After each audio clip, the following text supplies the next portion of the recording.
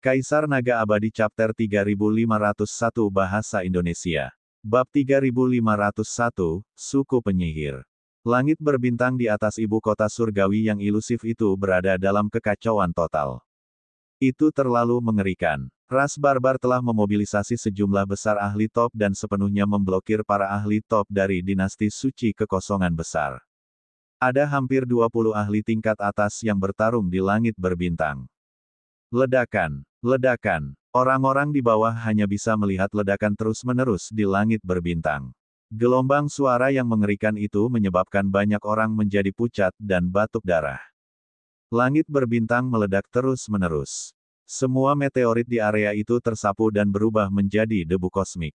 Satu demi satu, retakan hebat muncul, menutupi langit berbintang bagaikan jaring laba-laba, dan memanjang entah hingga berapa mil.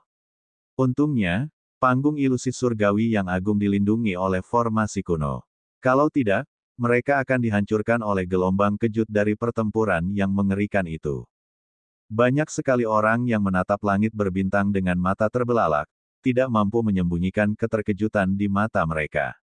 Ini adalah eksistensi di atas tahap ke-9 dari alam dewa surgawi. Kemampuan mereka mengejutkan dan terlalu mengerikan. Orang biasa tidak dapat menandingi mereka sama sekali. Ini adalah kekuatan tempur teratas yang sebenarnya dari dinasti suci kehampaan yang agung dan ras barbar. Hehehe, sudah hampir waktunya bagiku untuk bergerak. Pada saat ini, tiba-tiba terdengar seringai dari langit berbintang.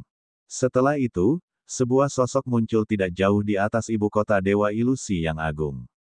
Sosok itu adalah seorang lelaki tua berkulit gelap dan bertubuh keriput. Sosoknya seperti tengkorak dan terbungkus jubah hitam besar. Rambutnya acak-acakan, wajahnya pucat, dan kabut terus-menerus keluar dari tubuhnya. Dia memegang lonceng besi hitam pekat di tangannya.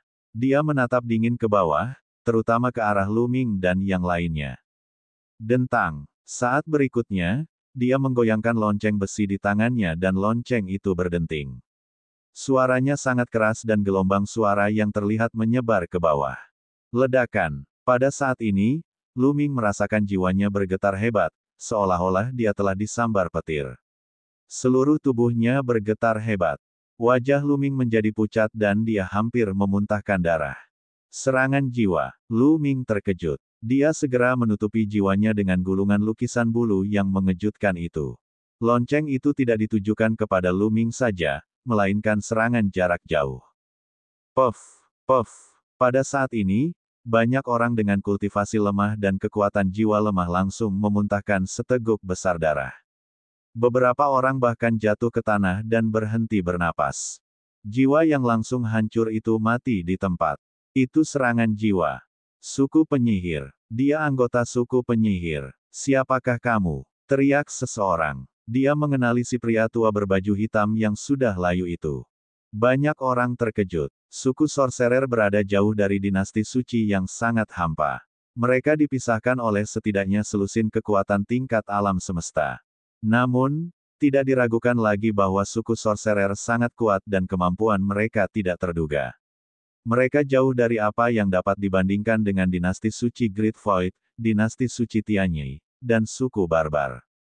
Terus terang saja, meskipun dinasti suci kekosongan besar, dinasti suci Tianyi, dan ras barbar juga dikenal sebagai kekuatan tingkat alam semesta, mereka hanyalah kekuatan tingkat alam semesta semu dan tidak dapat dianggap sebagai kekuatan tingkat alam semesta sejati. Kekuatan tingkat alam semesta hanya dapat dianggap sebagai kekuatan jika memiliki kaisar dewa sejati. Dinasti suci kekosongan besar, dinasti suci Tianyi, dan ras barbar hanya memiliki seorang kaisar semu yang bertanggung jawab. Mereka hanya dapat dianggap sebagai kekuatan semu tingkat alam semesta. Akan tetapi, suku penyihir merupakan kekuatan tingkat alam semesta sejati dan sangat mengerikan. Mengapa suku sorcerer muncul di sini untuk membantu suku barbarian? Mengapa suku penyihirmu ikut campur dalam pertempuran kita? Panggung surgawi ilusi agung berteriak pada seorang tetua.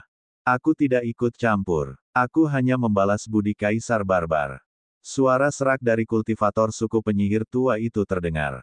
Kemudian, lonceng besi di tangannya berdering lagi. Dentang. Gelombang suara terus-menerus menutupi alun-alun di bawahnya. Di alun-alun, lebih banyak orang gemetar dan wajah mereka menjadi pucat. Mereka yang tingkat kultivasinya lebih lemah langsung tewas. Hanya mereka yang tingkat kultivasinya lebih tinggi yang mampu menghalanginya. Tubuh Luming bergetar hebat dan wajahnya menjadi pucat. Serangan jiwa yang mengerikan. Sebuah pikiran terlintas di benak Luming. Dia memiliki lukisan bulu-bulu yang mengejutkan, yang mampu melindungi jiwanya. Akan tetapi, bahkan lukisan itu tidak mampu sepenuhnya melindungi jiwanya dari serangan semacam itu. Gelombang suara masih berhasil menembusnya. Dari sini terlihat betapa menakutkannya pihak lainnya. Di antara para favorit surga di panggung pertempuran, Luming dianggap baik-baik saja. Para favorit surga lainnya dari dinasti suci kekosongan besar berada di ambang kehancuran. Mereka memuntahkan darah dan wajah mereka sangat jelek. Namun, kesayangan surga dari dinasti suci Tianyi baik-baik saja. Jelas, pihak lain hanya menargetkan dinasti suci kehampaan besar dan bukan dinasti suci Tianyi. Kalian semua mundur. Suara Kaisar Suci Tianyi bergema di telinga Qiu Qingtian dan yang lainnya. Para putra surga yang bangga dari dinasti suci Tianyi dengan cepat mundur ke sisi Kaisar Suci Tianyi. Haha, orang tua, karena kamu telah mengumpulkan semua jenius dari dinasti suci Void Agung, aku akan membunuh mereka semua dan mengakhiri era untukmu. Bagaimana kamu akan bersaing dengan ras barbar di masa depan? Di langit berbintang, tawa tak terkendali Kaisar Barbar dapat terdengar. Dentang. Lonceng besi hitam itu berdentang lagi. Kali ini, lonceng itu tampaknya secara khusus ditujukan kepada Luming dan para jenius lainnya. Kekuatan itu terkumpul dan tidak diragukan lagi menjadi lebih kuat. Wajah Luming menjadi pucat. Para kesayangan surga lainnya bahkan lebih buruk keadaannya. Beberapa dari mereka jatuh ke tanah dan berteriak. Brengsek, jangan pernah berpikir tentang hal itu, aku akan membunuhmu. Raungan terdengar dan sosok-sosok manusia melesat ke langit dari alun-alun, menyerbu ke arah lelaki tua itu. Mereka semua adalah para ahli. Ada Raja Surgawi dari Istana Raja Surgawi, dan juga para ahli teratas dalam keluarga kekaisaran. Mereka semua adalah dewa tingkat ke-7 atau bahkan ke-8. Sebanyak 8 orang menyerang lelaki tua dari suku Sorcerer pada saat yang sama. Ruang itu meledak dan pemandangannya mengejutkan. Terdengar suara siulan yang mengerikan. Akan tetapi, raut wajah lelaki tua itu tidak berubah, malah menunjukkan sedikit ekspresi jijik. Dengan lambaian tangannya, 8 boneka kayu muncul di langit. Boneka-boneka kayu ini memegang berbagai senjata di tangan mereka dan bergegas menuju para ahli dari dinasti suci kekosongan besar. Mereka melambaikan senjata mereka dan menebas ke bawah. Ledakan-ledakan-ledakan. Serangkaian ledakan terdengar. 8 kultivator kuat dari dinasti suci Void Agung semuanya terhalang. Tidak peduli bagaimana mereka menyerang, mereka tidak bisa mendekati kultivator suku penyihir tua itu. Banyak orang yang ekspresinya berubah jelek. Konon, metode suku Sorcerer itu aneh dan tidak terduga. Benar saja, mereka berhasil menghadang 8 master top hanya dengan beberapa boneka kayu. Tentu saja, ini juga terkait dengan kekuatan tetua suku Sorcerer itu sendiri. Kekuatan tetua ini pasti berada di tahap ke-9 dari alam dewa surgawi, atau bahkan alam semi-kaisar. Para ahli dari dinasti suci kehampaan besar terus menyerang, tetapi mereka tidak dapat menembus pertahanan dalam waktu singkat. Tianyi, apakah kau hanya akan duduk di sana dan menonton pertunjukan? Ayo serang bersama dan bunuh orang-orang barbar ini. Aku pasti akan memberimu hadiah besar. Suara Kaisar Suci Kekosongan Besar terdengar. Dia ingin mengundang orang-orang dari dinasti Suci Tianyi untuk menyerang bersama.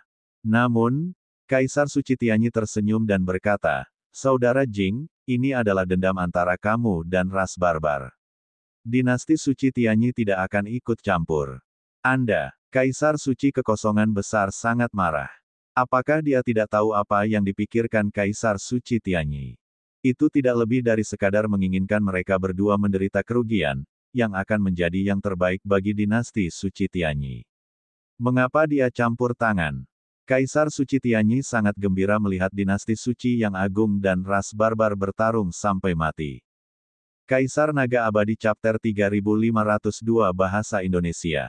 Bab 3502, Bab 3502 LAN Sang mengambil tindakan. Dentang. Penyihir tua itu terus menyerang. Lonceng besi berdenting, mengguncang jiwa. Arg. Akhirnya, seorang kesayangan surga muda tidak dapat bertahan lebih lama lagi dan menjerit dengan menyedihkan. Wajahnya berubah, dan jiwanya meledak. Dia langsung meninggal. Bahkan para jenius dari 9 bintang jenderal berjuang untuk bertahan. Para jenius di level 9 bintang jenderal kurang lebih memiliki beberapa cara untuk bertahan terhadap serangan jiwa atau harta yang dapat memblokir serangan jiwa. Namun, kekuatan jiwa lawan terlalu kuat. Dikatakan bahwa suku sorcerer menghususkan diri dalam mengolah jiwa. Misalnya, kediaman 9 Raja Surgawi yang tenang dari dinasti suci Void Agung juga dapat menyerang jiwa. Namun, dibandingkan dengan suku sorcerer, itu seperti bermain rumah-rumahan.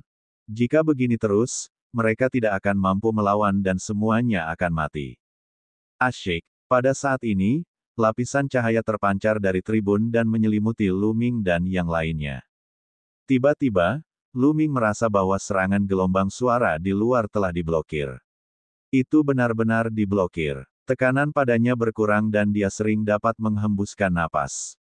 Favorit surga lainnya pun sama. Paman LAN. Mata Lu Ming berbinar. LAN Sang telah melancarkan aksinya. Pada saat itu, LAN Sang melayang di atas Lu Ming dan yang lainnya. Gelabelanya bersinar dan lapisan cahaya warna-warni menyebar, menghalangi semua serangan gelombang suara. Jiwa Lan Sang luar biasa kuat. Ia mengandalkan jiwanya untuk memasuki alam dewa surgawi. Kekuatan jiwanya adalah sesuatu yang bahkan tidak dapat dibandingkan dengan seorang kaisar semu. Lagi pula, yang lainnya terutama mengolah inti bintang dan kekuatan surgawi, bukan jiwa. Hanya saja seiring meningkatnya tingkat kultivasi seseorang, jiwanya juga akan meningkat pula. Apa? Penyihir tua itu mengerutkan kening karena terkejut. Kemudian kabut hitam di sekitar tubuhnya menebal dan lonceng besi itu terus berdering. Gelombang suara mengalir deras bagai air pasang, namun semuanya dihalangi oleh LAN Sang. Sungguh jiwa yang kuat. Kamu, bagaimana kamu bisa memiliki jiwa yang kuat seperti itu? Penyihir tua itu berteriak kaget. Dia menemukan bahwa jiwa LAN Sang jauh melampaui dirinya. Dia adalah anggota suku penyihir. Dia terlahir dengan jiwa yang kuat dan memiliki teknik kultivasi jiwa. Jiwanya beberapa kali lebih kuat daripada kultivator lain dengan level yang sama. Namun, dia tidak bisa sekuat LAN Sang hanya dengan mengandalkan kekuatan jiwanya saja. Lan Sang tidak mengatakan sepatah kata pun. Dia menggunakan kekuatan jiwanya untuk melindungi Lu Ming dan yang lainnya. Sialan, mari kita lihat bagaimana kau akan menghentikanku. Matilah! Teriak penyihir tua itu. Lonceng besi di tangannya terus membesar hingga mencapai ketinggian 100 meter. Gelabela sang penyihir tua juga memancarkan cahaya yang menyilaukan dan menyatu dengan lonceng. Klang-klang-klang. Suara lonceng yang memekakkan telinga itu bergema dan gelombang suara terus mengalir deras seperti sungai yang deras. Tetua suku sorcerer mengerahkan kekuatan jiwanya secara ekstrim dalam upaya menghancurkan jiwa LAN Sang. Namun, upaya itu sia-sia. Gelabela LAN Sang memancarkan cahaya terang dan sepenuhnya memblokir serangan jiwa tersebut. Kekuatan jiwa Lan Sang saat ini sudah setara dengan dewa-dewa tingkat kedua. Ini adalah kekuatan jiwa murni dan tidak memiliki kekuatan dewa apapun. Sialan, orang ini pasti telah memperoleh semacam harta karun jiwa dan mengalami pertemuan yang menantang surga. Kalau tidak, kekuatan jiwanya tidak akan sekuat itu. Bahkan suku penyihir kita tidak memiliki banyak kekuatan jiwa sekuat itu. Penyihir tua itu meraung dalam hatinya dan matanya dipenuhi dengan keserakahan. Saat berikutnya, lonceng itu berhenti berbunyi. Dia tidak lagi menggunakan lonceng itu. Sebaliknya, dia ingin menggunakan kekuatan surgawinya untuk membunuh dan membawa pergi Lan Sang. Namun, pada saat ini, cahaya pedang yang mengejutkan menebas ke arah kultivator suku penyihir tua. Itu adalah Raja Surgawi tua 1000 orang suci. Ketika Raja Surgawi yang berjumlah ribuan orang suci sedang bertarung dengan seorang ahli barbar, ia menebas sang penyihir tua. Penyihir tua itu terkejut. Ia segera melambaikan tangannya dan sebuah boneka kayu besar muncul. Boneka itu memegang bilah pedang dan menebas, beradu dengan cahaya pedang Raja Surgawi tua dari 1000 orang suci. Terdengar ledakan keras saat boneka kayu itu terdorong mundur. Namun, boneka itu berhasil menghalangi cahaya pedang 1000 orang suci Raja Surgawi tua. Hahaha, Kaisar Barbar, sepertinya rencanamu untuk membunuh kesayangan surga dari dinasti suci kekosongan besar akan gagal. Kehampaan yang luas suara tawa Kaisar Suci dapat terdengar dari kedalaman langit berbintang. Aku tidak menyangka bahwa dinasti suci yang agung akan memiliki seseorang dengan jiwa yang begitu kuat. Ini di luar dugaanku. Kaisar Barbar menjawab dengan dingin. Aku sudah melampaui ekspektasi kalian. Hari ini, kalian semua boleh tinggal. Suara Kaisar Suci yang agung itu dipenuhi dengan niat membunuh. Ledakan, ledakan, ledakan. Pada saat ini, di kedalaman ibu kota Dewa Ilusi yang agung, di kedalaman istana, beberapa aura mengerikan menyebar. Saat aura ini meledak, langit dan bumi bergetar. Seluruh panggung ilusi surgawi yang agung mulai bergetar. Sangat kuat. Banyak orang melihat ke dalam istana dengan penuh keterkejutan. Aura-aura ini terlalu menakutkan. Mereka tidak lebih lemah dari Raja Militer, Pangeran ke-6, dan yang lainnya. Mereka semua adalah ahli tingkat atas. Memang ada beberapa monster tua di kedalaman dinasti suci yang hampa. Dinasti suci Tianyi bergumam, tetapi mereka tidak terlalu terkejut. Kekuatan apapun pasti memiliki fondasi, dan kekuatannya tidak bisa seperti yang tampak di permukaan. Beberapa aura yang muncul sekarang adalah fondasi dari dinasti suci kekosongan besar. Mereka adalah monster tua yang menakutkan, tetapi mereka biasanya berkultivasi secara tertutup. Baik dinasti suci Tianyi maupun ras barbar memiliki fondasi seperti itu. Ia tidak akan bergerak secara normal dan hanya akan bergerak pada saat-saat genting. Jelas, dinasti suci yang agung telah memanggil fondasi ini. Beberapa sosok muncul dari kedalaman istana. Dalam sekejap, mereka tiba di depan mereka. Mereka bergegas ke kedalaman langit berbintang dan menyerang orang-orang barbar yang kuat. Kekosongan besar Kaisar Suci bertekad untuk membuat kaum barbar tetap tinggal. Dia sangat marah. Dia sangat marah. Hancurnya bunga pemeliharaan jiwa telah membuatnya gila. Dia harus membuat orang-orang barbar itu tetap tinggal untuk meredakan kebencian di hatinya. Sudah waktunya pergi. Pada saat ini, suara Kaisar Barbar terdengar. Kau ingin pergi? Teruslah bermimpi. Kaisar Suci Kekosongan Besar berteriak dan melancarkan badai serangan ke Kaisar Barbar. Salah satu, kartu truf, dari dinasti Suci Kekosongan Besar juga bergegas dan membantu Kaisar Suci Kekosongan Besar membunuh Kaisar Barbar. Namun, pada saat ini, tubuh Kaisar Barbar memancarkan cahaya yang menyilaukan. Pada saat yang sama, ruang di sekitarnya beriak. Mati! Kaisar Suci Kekosongan Besar meraung marah dan meninju Kaisar Barbar. Dengan ledakan dahsyat, tubuh Kaisar Barbar menghilang dalam sekejap. Di tempatnya adalah manusia jerami, yang dihancurkan oleh tinju Kaisar Suci yang sangat hampa. Pada saat yang sama, orang-orang barbar lainnya, termasuk lelaki tua dari suku Sorcerer, memancarkan cahaya yang menyilaukan. Saat berikutnya, mereka semua berubah menjadi manusia rumput. Tubuh asli mereka telah menghilang tanpa jejak. Semua orang barbar, termasuk lelaki tua dari suku penyihir, lenyap dalam sekejap, yang tersisa hanyalah orang-orangan sawah. Teknik substitusi. Kaisar Suci Kekosongan Besar meraung marah dan ekspresinya sangat ganas. Jelaslah bahwa itu adalah penyihir tua. Mereka sudah siap dan menggunakan teknik penggantian pada saat kritis untuk menyingkirkan Kaisar Barbarian dan yang lainnya. Teknik penggantian adalah teknik aneh dari suku Sorcerer. Selama teknik ini disiapkan terlebih dahulu, teknik ini dapat langsung memindahkan orang pada saat kritis. Teknik ini benar-benar misterius. Kaisar Naga Abadi Chapter 3503 Bahasa Indonesia. Bab 3503, ada berita. Meskipun Kaisar Barbar dan yang lainnya memiliki susunan teleportasi, butuh waktu untuk mengaktifkannya. Dalam perang seperti ini, tidak ada peluang untuk mengaktifkan susunan teleportasi. Adapun teknik penggantian, selama sudah diatur sebelumnya, bisa ditransfer dalam sekejap. Ini adalah kekuatan mengerikan dari suku Sorcerer. Suku Sorcerer adalah salah satu dari 10.000 suku di tanah yang belum ternoda. Mereka sangat kuat dan suku Barbarian tidak dapat dibandingkan dengan mereka sama sekali.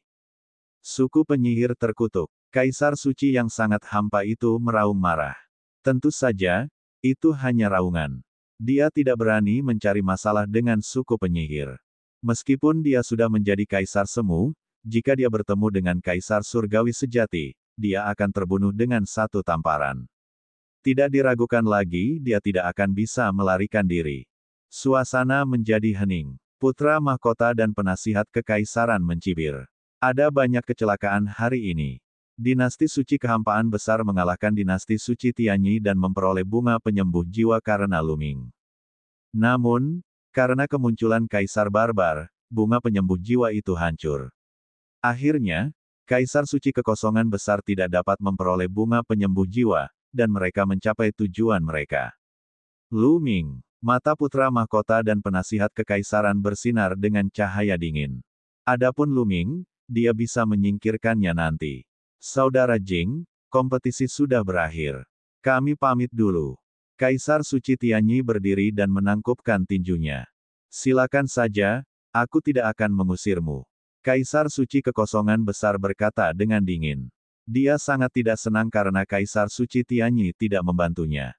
Tentu saja, dia tidak akan membiarkan Kaisar suci Tianyi tinggal.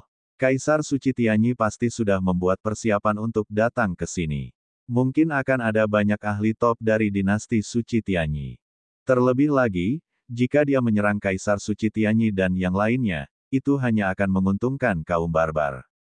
Jika kaum barbar dan dinasti suci Tianyi bergabung, dinasti suci kekosongan besar akan berada dalam bahaya. Jadi, meskipun dia sangat marah, dia tidak akan melakukan apapun kepada Kaisar suci Tianyi dan yang lainnya. Ayo pergi. Kaisar suci Tianyi tidak peduli dengan kekosongan besar Kaisar suci. Dia berteriak pelan dan pergi bersama anak buahnya.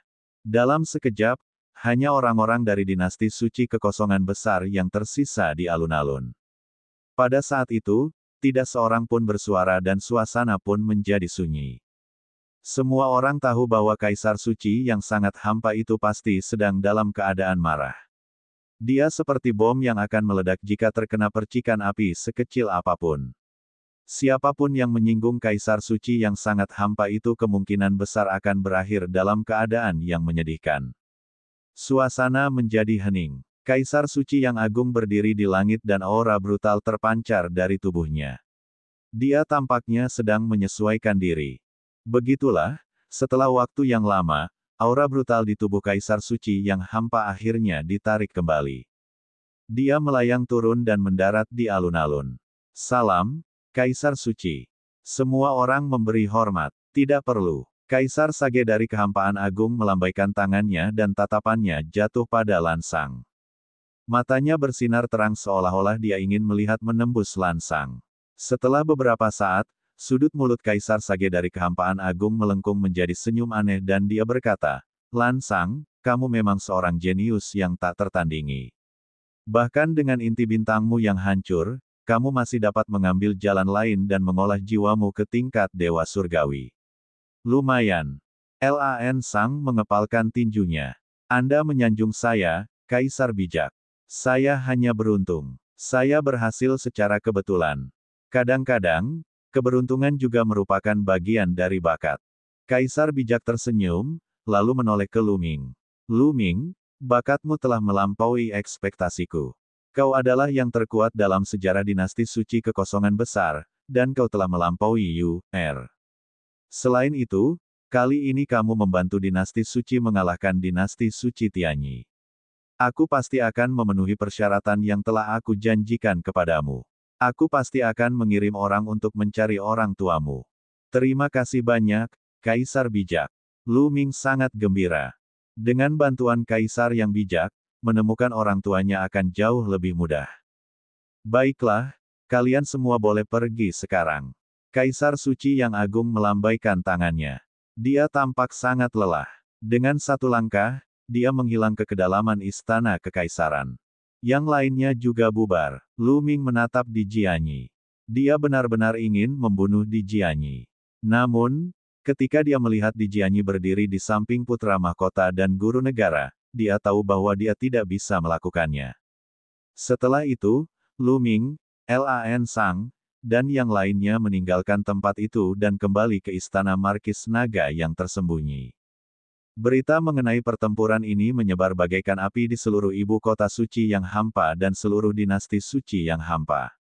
Reputasi Lu Ming telah mencapai puncaknya. Dia juga mendapatkan banyak gelar. Favorit surga terkuat dalam sejarah dinasti suci kekosongan besar. Dan kepala 9 bintang jenderal. Tuan termuda dalam sejarah, tunggu. Singkatnya, Lu Ming telah dikenal semua orang. Banyak orang bahkan percaya bahwa jika Lu Ming tidak mati, dia pasti akan berhasil menembus hambatan alam Kaisar Surgawi dan menjadi orang pertama yang mencapai alam Kaisar Surgawi dalam sejarah dinasti suci kekosongan besar. Benar sekali. Dalam sejarah dinasti suci kekosongan besar, tidak ada seorang pun yang pernah mencapai alam Kaisar Surgawi, termasuk pendiri dinasti suci kekosongan besar. Kekosongan besar dinasti suci telah dialami 6 generasi Kaisar Suci, namun tak seorang pun berhasil menerobos kemacetan tersebut. Saat itu, Jing Yu diperkirakan sebagai kandidat paling mungkin, tetapi sayangnya ia gugur. Dan sekarang, Lu Ming juga berpikir demikian. Namun, tidak peduli seberapa besar keributan di luar, Lu Ming telah berkultivasi di Istana Naga yang tersembunyi. Dia tidak kembali ke medan bintang kekacauan surga. Sebaliknya, dia tinggal di ibu kota suci kekosongan besar, terutama untuk menunggu kabar dari orang tuanya. Penantian ini berlangsung selama setahun. Setahun kemudian, Kaisar Suci Kekosongan Besar mengirim seseorang untuk menemui Lu Ming. Ada berita tentang orang tuanya. Kaisar yang bijak telah menyelidikinya secara menyeluruh. Orang tuamu mungkin telah dibawa pergi dan dikurung di galaksi terpencil di padang bintang pinus yang gelap. Ini petanya. Seorang tetua memberikan Lu Ming sebuah peta dan pergi. Kaisar Suci yang Agung hanya membantunya untuk menyelidiki. Sedangkan untuk misi penyelamatan, dia harus mengandalkan dirinya sendiri. Daerah bintang pinus gelap. Mata Lu Ming bersinar terang. Segera, ia memanggil para pengikut kera dan beberapa dewa tingkat ke-6 dari klan pertempuran kera bawah. Ia berencana untuk menyelamatkan orang tuanya. Lu Ming, aku akan pergi bersamamu. Jika kita menghadapi formasi atau serangan yang berhubungan dengan jiwa, aku bisa membantu. Lan Sang berkata sambil berjalan mendekat. Baiklah. Lu Ming merenung sejenak lalu mengangguk. Memang, Lan Sang sangat kuat dalam teknik jiwa dan susunan. Dia bukanlah seseorang yang bisa digantikan oleh Yuan Chong dan yang lainnya. Lu Ming, ada yang mencurigakan dalam masalah ini. Aku punya firasat buruk tentang hal itu. Oleh karena itu, sebaiknya kita kembali ke bintang naga tersembunyi dan membawa Yuan Huan untuk berjaga-jaga. Kata Lan Sang. Yuan Huan sudah berada di tingkat ke-8 alam Raja Dewa dan telah mengolah tubuh Dewa Purba.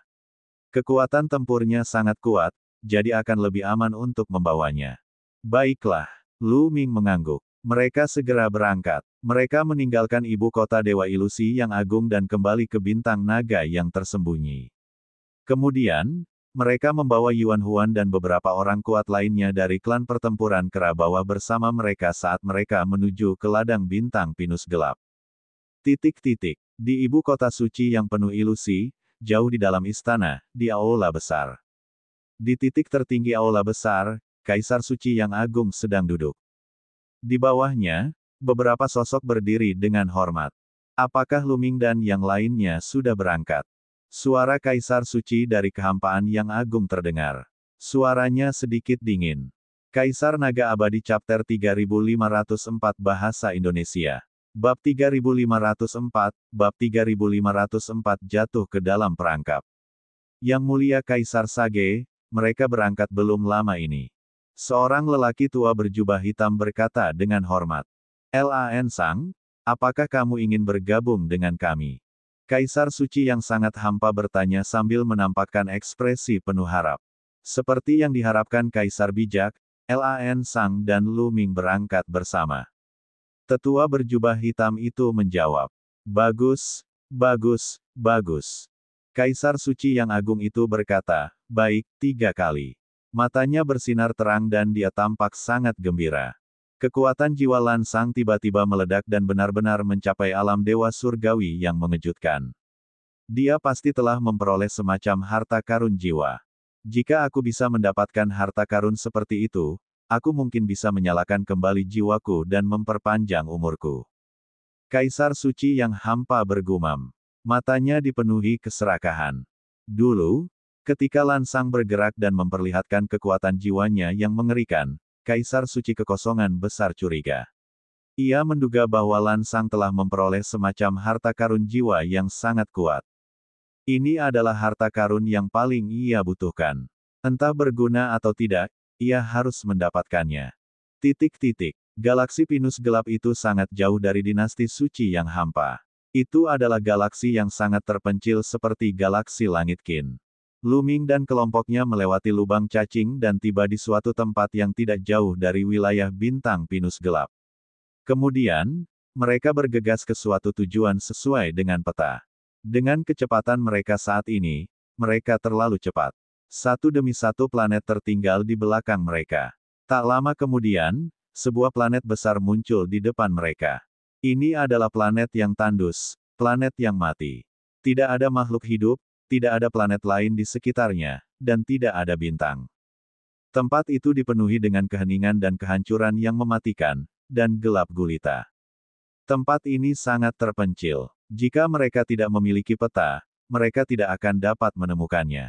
Peta itu menunjukkan bahwa orang tua Lu Ming ada di planet ini. Ayo pergi, Lu Ming bergumam. Kemudian, mereka menahan aura mereka hingga ekstrim dan terbang menuju planet itu. Tak lama kemudian, mereka mendarat di planet itu. Keadaannya gelap, sunyi, dan tak ada satupun makhluk hidup. Mereka mulai mencari ke satu arah. Tidak lama kemudian, kabut di depan mereka menjadi sangat tebal. Hati-hati, aku merasa ada sesuatu yang salah. Lansang memperingatkan dengan hati-hati. Kekuatan jiwanya kuat dan inderanya tajam. Wus! Begitu suara Lansang jatuh, suara mengerikan yang merobek udara terdengar di sekitarnya. Kekosongan meledak dan beberapa cahaya pedang melesat ke arah Lu Ming dan yang lainnya dengan kecepatan yang mencengangkan. Mengerikan, amat mengerikan. Lu Ming merasa bahwa ia tidak akan mampu menahan satu pun kilatan pedang ini. Ia akan terbunuh dalam satu serangan. Hati-hati, Yuan Huan dan yang lainnya bergerak sangat cepat. Mereka mengepung Lu Ming dan Lan Sang di tengah. Setelah itu, beberapa anggota klan kera perang dunia bawah tingkat ke-6 menyerang dengan tinju mereka. Ledakan. Kekosongan itu tertembus saat tinju klan pertempuran kera gelap bertabrakan dengan cahaya pedang, menciptakan ledakan yang mengerikan. Namun, cahaya pedang itu tidak hancur. Sebaliknya, cahaya itu terpantul kembali, dan anggota klan pertempuran kera gelap terpaksa mundur. Dewa tingkat ke-6, Lu Ming, Lan Sang dan yang lainnya sangat terkejut. Jelaslah bahwa pihak lainnya juga merupakan dewa surgawi tingkat ke-6 karena dia mampu mengalahkan klan pertempuran kera dunia bawah. Siapakah sebenarnya yang menculik orang tuanya, hingga akhirnya mengirim makhluk dewa tingkat ke-6 untuk menjaga mereka, dan banyak lagi. Wus, wus. Beberapa lampu pedang mundur dan menyerang mereka lagi. Beberapa pembangkit tenaga listrik dewa tingkat 6 ingin menyerang ke depan lagi. Jangan melakukan apapun, lindungi kepala istana dan yang lainnya. Yuan Chong menjerit pelan dan tubuhnya meledak. Dia tampaknya merasakan jejak bahaya dan membuat beberapa prajurit klan pertempuran kera gelap mundur. Ledakan, ledakan, ledakan. Kekuatan Keraneter berada di tahap ke-7 alam dewa surgawi. Ia sangat kuat. Saat ia mengayunkan tinjunya terus-menerus, kekuatan tinjunya menembus udara dan dapat membunuh dewa surgawi tahap ke-6. Tetapi tepat pada saat ini, salah satu cahaya pedang tiba-tiba membesar, memancarkan fluktuasi yang sangat mengerikan, jauh melampaui dewa surgawi tingkat ke-6, berbenturan dengan tinju Yuan Chong terus-menerus. Beberapa ledakan mengerikan terdengar dan energi dahsyat menyapu keluar. Planet di bawah kaki mereka meledak. Dalam sekejap, lava menyembur ke langit dan seluruh planet meledak. Namun, Pecahan lava yang terbentuk akibat ledakan itu tersapu oleh kekuatan tabrakan antara Yuan Chong dan cahaya pedang, berubah menjadi abu dan debu kosmik. Kemudian, tubuh Yuan Chong bergoyang dan dia mundur 3 langkah. Setelah dia memperoleh cahaya pedang, dia juga mundur. Dewa tingkat ke-7, Lu Ming dan yang lainnya terkesiap. Pihak lain sebenarnya memiliki ahli dewa-dewa tingkat ke-7. Beruntung Yuan Chong telah merasakan bahaya sebelumnya dan telah menyerangnya secara langsung. Jika tidak, anggota klan pertempuran kera dunia bawah dewa tingkat ke-6 itu akan berada dalam bahaya. Setidaknya satu dari mereka akan terbunuh. Planet itu meledak dan Lu Ming beserta yang lainnya berdiri di kehampaan alam semesta.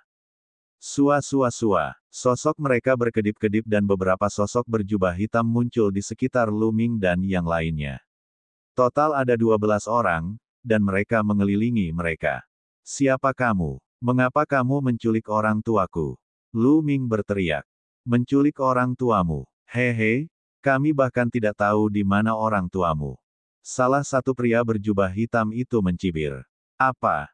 Lu Ming terkejut. Jika pihak lain tidak tahu di mana orang tuanya berada, lalu mengapa Kaisar Suci Kekosongan Besar berkata seperti itu? Mungkinkah Kaisar Suci yang Agung telah berbohong kepadanya? Lu Ming, sepertinya kita telah ditipu. Ini penyergapan. Ekspresi wajah Lan Sang berubah jelek. Hehehe, benar sekali. Kamu telah ditipu. Ini memang penyergapan. Jangan pernah berpikir untuk pergi hari ini. Kau sedang mencari kematian. Sebuah suara dingin terdengar, menyebabkan kekosongan beriak. Seorang pria berjubah hitam muncul, dan auranya bahkan lebih mengerikan. Dewa tingkat ke-8, Yuan Huan berbicara dengan ekspresi serius. Pihak lain bahkan benar-benar mengirim pembangkit tenaga listrik Dewa Surgawi tingkat ke-8. Kekosongan besar Kaisar Suci. Lu Ming mengepalkan tangannya erat-erat.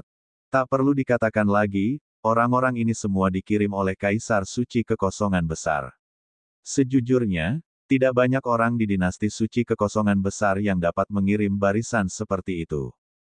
Akan tetapi, mengapa Kaisar Suci yang Agung itu mengirim orang untuk menyergap mereka? Mengapa dia ingin membunuh mereka? Banyak pikiran yang terlintas dalam benak Lu Ming. Lu Ming, sepertinya kami benar-benar meremehkanmu.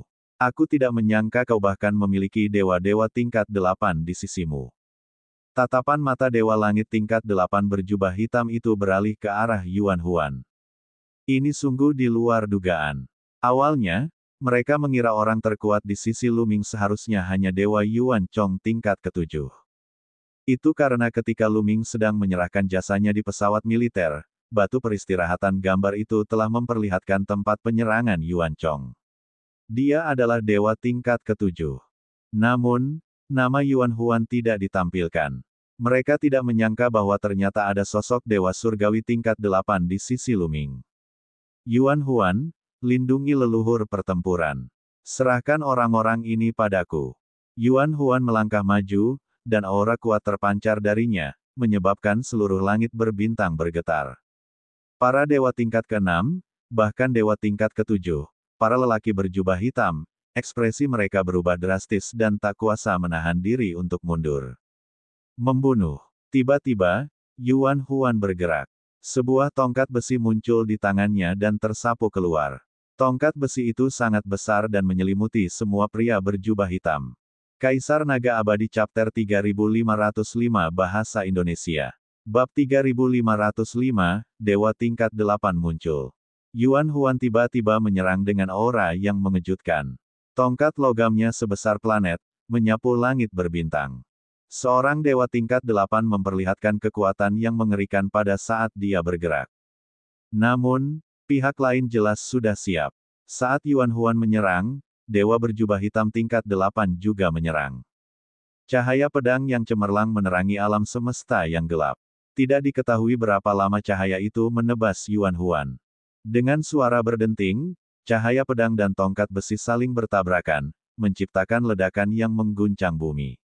Aliran energi meledak dan mengalir deras ke kedalaman langit berbintang, meninggalkan bekas yang panjangnya tak terhitung banyaknya. Yuan Huan dan pria berjubah hitam mundur pada saat yang sama. Kalian pergilah dan jalankan misinya. Serahkan orang ini padaku. Kata Dewa Langit tingkat 8, lelaki berjubah hitam kepada lelaki berjubah hitam lainnya. Ya, para pria berjubah hitam itu menerima perintah dan sosok mereka melesat, menyerbu ke arah Luming dan yang lainnya. Adapun para pria berjubah hitam tingkat 8, mereka menyerang sekali lagi. Cahaya pedang mengguncang langit saat mereka menyerbu ke arah Yuan Huan. Yuan Huan ingin menyelamatkan Luming dan yang lainnya, tetapi lawannya terlalu kuat. Dia hanya bisa melakukan yang terbaik untuk menghalangi, dan keduanya bertukar lebih dari 10 gerakan dalam sekejap. Pria berjubah hitam lainnya menyerang Luming dan yang lainnya. Kamu mencari kematian. Yuan Chong meraung dan meninju terus-menerus, menyebabkan langit berbintang meledak. Kekuatan tinju yang mengerikan menembus langit berbintang dan menyapu seluruh alam semesta menuju pria berjubah hitam. Namun, dua cahaya pedang yang menyilaukan meledak, dan kekuatan mereka tidak lebih lemah dari Yuan Chong. Pihak lain sebenarnya memiliki dua pembangkit tenaga listrik Dewa Surgawi tingkat ke-7. Ledakan, ledakan. Dua pembangkit tenaga dewa-dewa tingkat 7 bergandengan tangan, kekuatan mereka terlalu kuat. Mereka langsung menekan Yuan Chong, membuatnya terus mundur. Membunuh. Setelah itu, pria berjubah hitam lainnya menyerang Luming dan yang lainnya.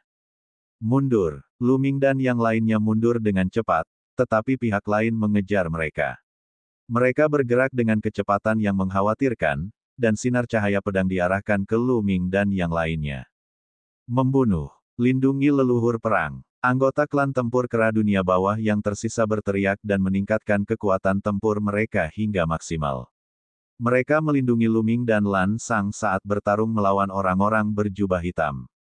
Kultivasi orang-orang ini terlalu tinggi. Luming dan Lan Sang sama sekali tidak dapat bersaing dengan mereka. Selama beberapa waktu, pertempuran yang kacau terjadi di daerah ini, mengubahnya menjadi panci bubur. Namun, kelompok Luming bukanlah tandingan mereka. Lagi pula, jumlah orang mereka lebih sedikit dan mereka pun tertindas. Selain Yuan Huan dan Yuan Chong, Luming membawa total 6 orang klan petarung kera dunia bawah tingkat ke-6. Namun, pihak lain membawa total 11 orang. Kalau saja klan pertempuran kera gelap tidak menguasai seni pertempuran hantu dan memiliki kekuatan yang amat besar, mereka pasti sudah dikalahkan sejak lama.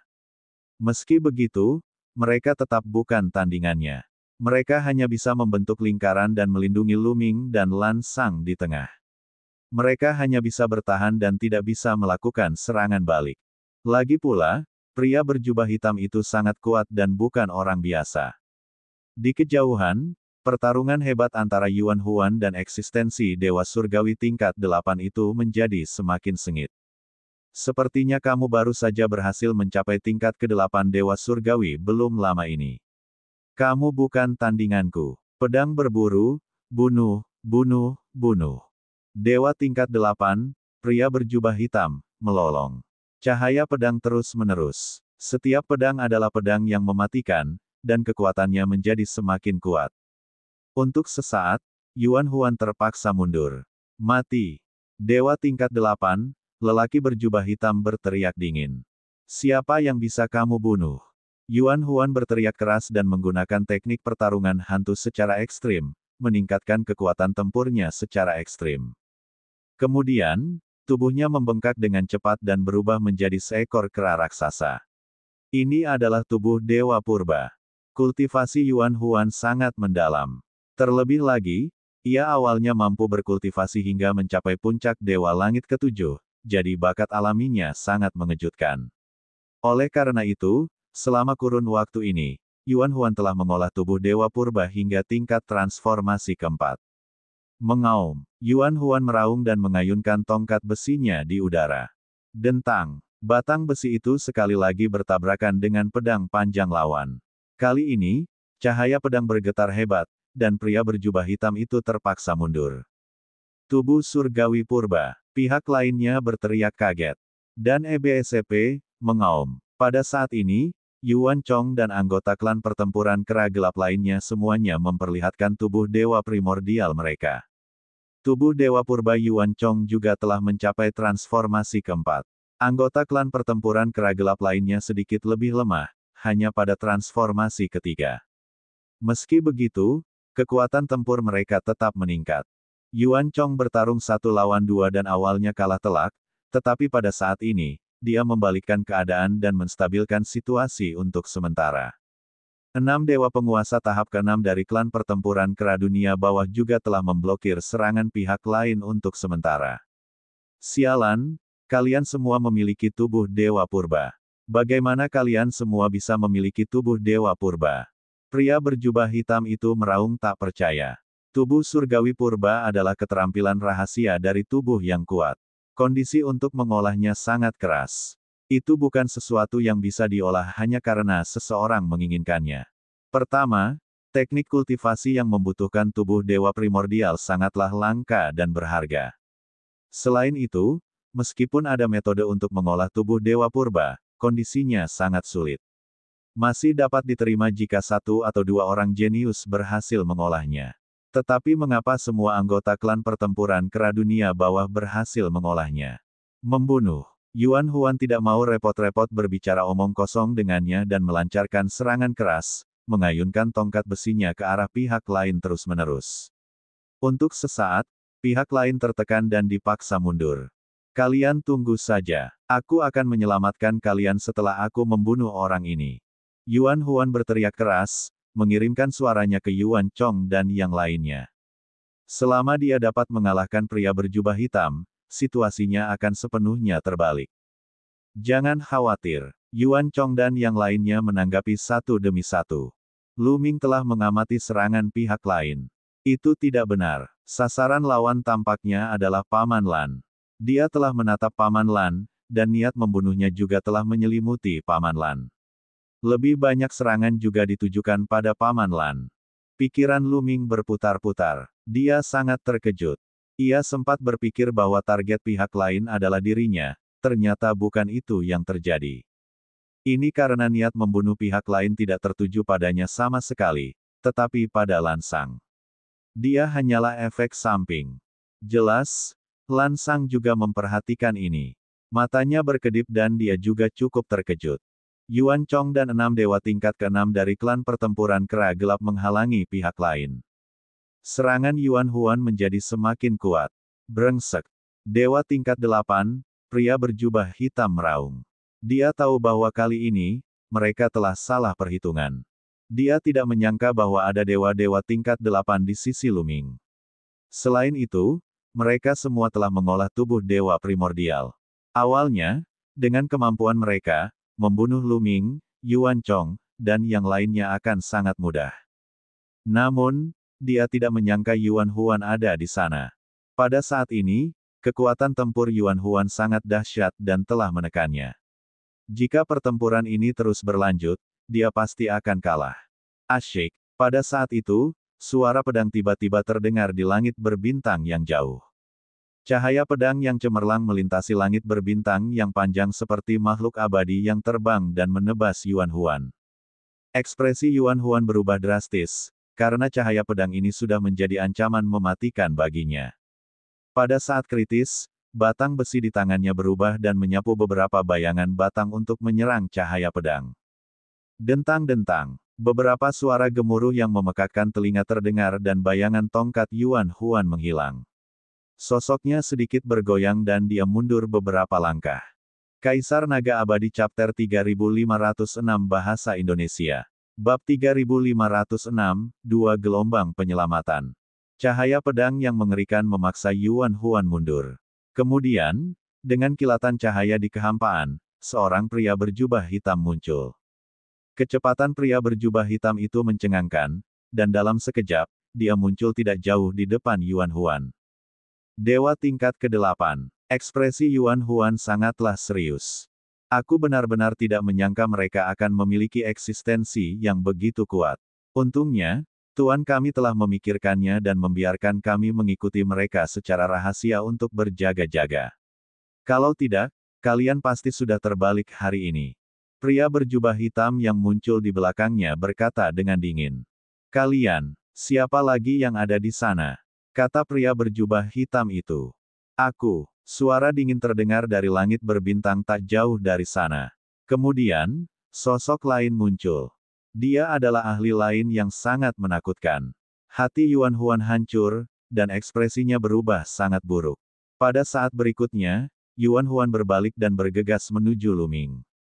Ayo pergi. Yuan Huan menggeram dan menyerang ke arah pria berjubah hitam yang mengepung Yuan Chong dan Lu Ming dengan aura yang ganas. Kekuatan Yuan Huan begitu dahsyat sehingga kekuatannya bagaikan gelombang. Para pria berjubah hitam itu langsung berpencar dan mundur ke segala arah. Setelah mundur dari kepungan Lu Ming dan yang lainnya, mereka pun bubar. Ayo pergi. Yuan Huan meraung, sangat cemas.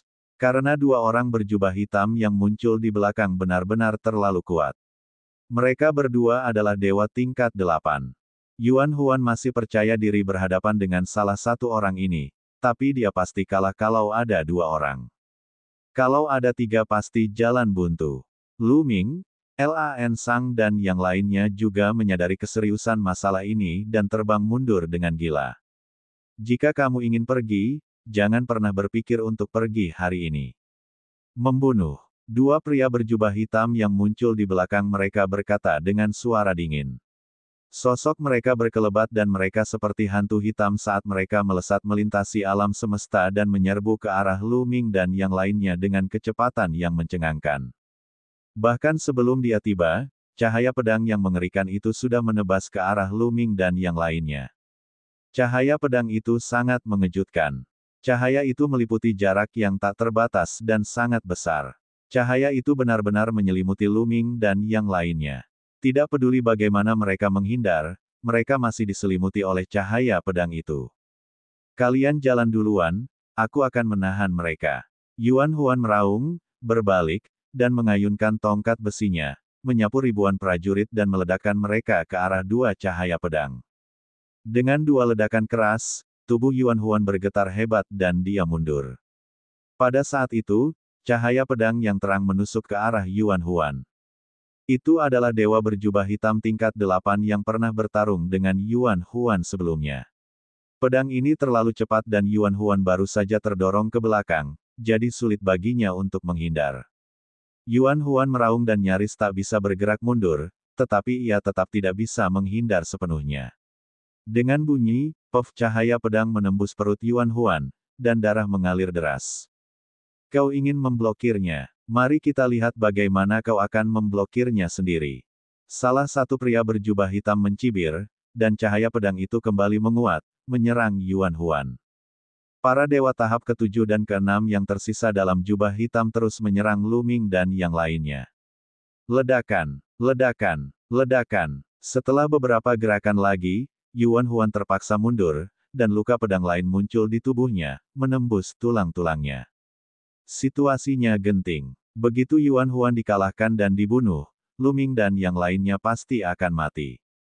Hahaha, mati. Bunuh mereka. Ingat, tangkap orang itu hidup-hidup dulu dan temukan harta karun yang berguna bagi tuan kita sebelum membunuhnya. Beberapa pria berjubah hitam tertawa dan menyerang Lu Ming dan yang lainnya. Ledakan. Pada saat ini, kekosongan itu meledak. Sebuah pedang melesat keluar dan langsung menebas seorang pria berjubah hitam. Pria berjubah hitam ini memiliki kultivasi dewa-dewa tingkat 6 tetapi dia tidak bisa melawan sama sekali. Dia langsung terbelah menjadi dua oleh pedang itu dan tewas di tempat. Siapa ini? Pria berjubah hitam itu meraung kaget dan mundur. Kehampaan meluas, lalu sosok-sosok bermunculan satu demi satu. Total ada 7 orang. Ketujuh orang ini terbungkus jubah merah darah, dan penampilan mereka sama sekali tidak terlihat.